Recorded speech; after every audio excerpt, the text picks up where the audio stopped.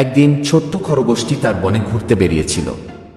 সে একটি গাছে বসে মজা করে খেলছিল। হঠাৎ করে একটি শেয়াল এসে হাজির হলো। শেয়ালটি খরগোশটিকে ধরে খাওয়ার জন্য এগিয়ে এল।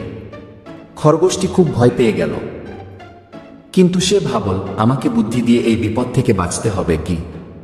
খরগোশটি শেয়ালকে বলল, তুমি যদি আমাকে এখনই খেয়ে ফেলো, তবে আমি খুব ছোট্ট বলে তোমার পেট পুরোপুরি ভরবে না।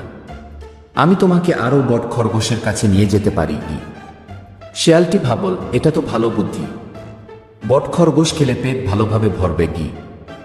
খরগোশটি শেয়ালকে একটি গভীর গর্তের কাছে নিয়ে গেল এবং বলল, ওই গর্তের ভেতরেই বট খরগোশটি থাকে, তুমি সেখানে ঢুকে তাকে ধরে ফেলো। শেয়ালটি গর্তে ঢুকতেই খরগোশটি গর্তের মুখ বন্ধ করে দিল। শেয়ালটি গর্তের ভেতর আটকে গেল আর খরগোশটি দ্রুত পালিয়ে গেল। সে আনন্দে নেচে উঠল, কারণ সে তার বুদ্ধি দিয়ে শেয়াল থেকে রক্ষা পেয়েছিল।